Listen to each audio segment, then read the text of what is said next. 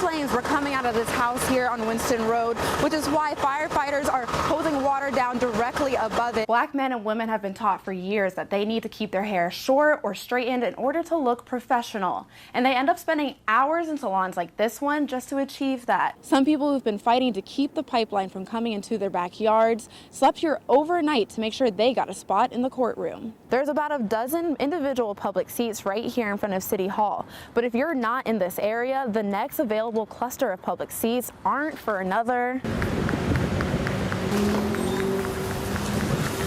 almost 3 blocks just to find these 3 chairs. Cox says human trafficking follows the interstate and highway systems, and Charlottesville makes for a great stopping point on their way to major cities, which is why the Charlottesville-Albemarle Human Trafficking Task Force formed. There's plenty of parking here at 5th Street Station. It's easy to walk from one place to the other, and its modern outdoor concept is what keeps businesses and customers coming here. Just to show you how we're not that far removed from segregation, I had a middle schooler give me a tour of the history of the school, but then I spoke to the very people who went here and see themselves in these photos. My car has been out here all day picking up the snow, and if you measure it out, it looks like, right way, it looks like we got about ½ an inch of snow. Splashing, floating, and paddling down the James River is a great way for people to cool off.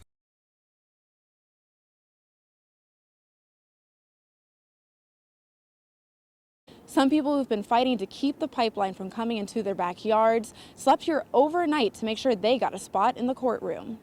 Lakshmi Fjord was sitting in her lawn chair in front of the Supreme Court by 10 p.m. the night before. It was kind of cold last night, and we kept up our spirits because we knew that this was a really important moment. She traveled with others from Buckingham County, where Dominion wants to put a compressor station for the pipeline. She was able to get a seat inside and says it was clear to her that Dominion shouldn't be able to build the pipeline across the Appalachian Trail. Let's just make a stand here to say these are our public lands. They're not just to be given away because they're part of the national park.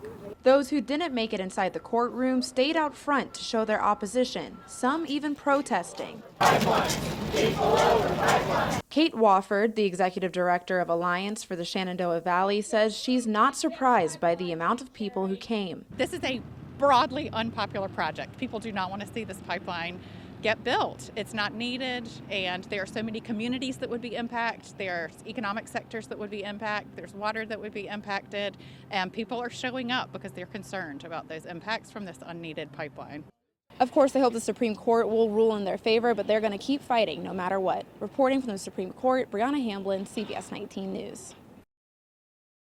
I've got little kids, an 8-year-old, a 4-year-old, and a 2-year-old, and it's actually a little bit of a challenge to come down here with them in terms of what are they going to do. There's not a lot of places to stop and rest. Matthew Gillikin says it's hard to enjoy the downtown mall without money. To sit in most of the hundreds of chairs, you have to buy a drink or stop to get a meal. One day, Gillikin decided to count how many seats are public and how many are not. By my count, there's about 25 public seats on the downtown mall, and there's about 1,200 private seats. Gillikin says the disparity excludes many people from enjoying the mall in a space that's supposed to be considered a public park. To just take a break, to have a minute to yourself, to do even things like nurse a baby, you've got to pay to be able to do that. And I don't think that necessarily reflects who we are as a city and who we want to be as a city.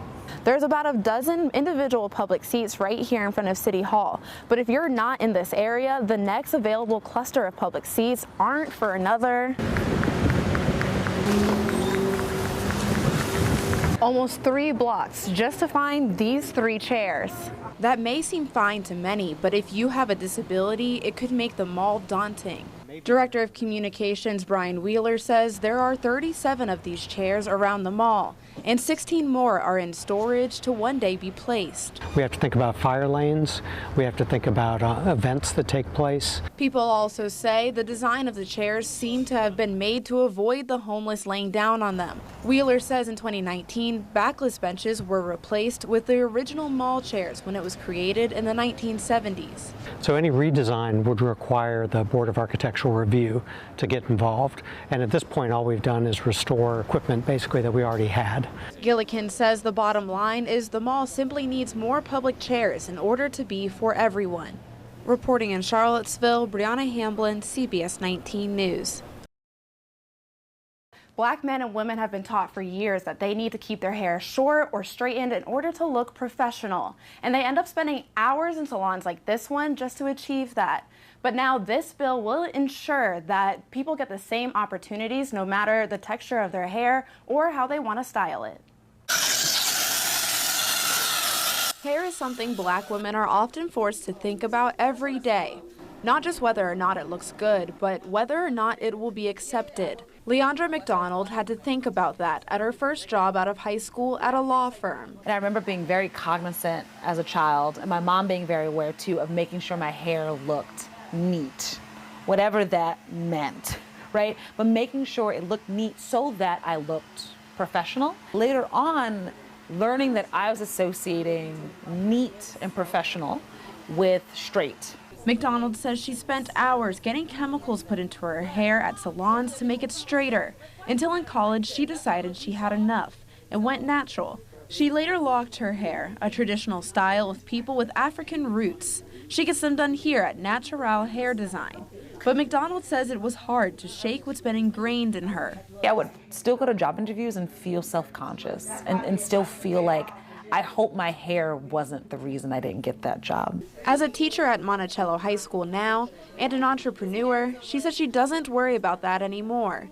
But the idea that straight or short hair is the only acceptable form of hair still is an issue across the nation. Stories have become national news of children needing to change their hair in order to graduate, participate in sports, or go to school at all because their styles violated the dress code. That is why the Charlottesville chapter of the National Coalition of 100 Black Women is pushing for the bill that will outlaw racial discrimination against hair. We're trying to measure up to a standard that is not our own. It's being forced upon us to assimilate to, or you become less than, or marginalized, and even criminalized at some point. Yomika Alexander, the chair of public policy with the coalition, says they have been working with Delegate Dolores McQuinn of the 70th District, who proposed the bill to the General Assembly. The bill adds language to the Virginia Human Rights Act to stop hair discrimination. If we can start to change the language, we can change the conversation, we can change the lens by which people are viewing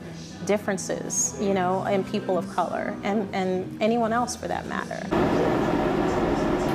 The bill says hair discrimination includes traits historically associated with race, including hair texture, hair type, and protective hairstyles such as braids, locks, and twists.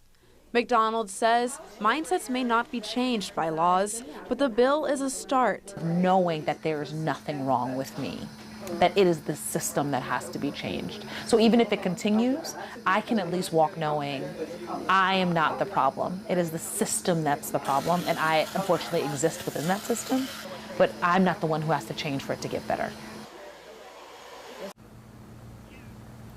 The House is still working out the final kinks in the bill before sending it over to Governor Ralph Northam's office. Reporting live in Charlottesville, Brianna Hamblin, CBS 19 News.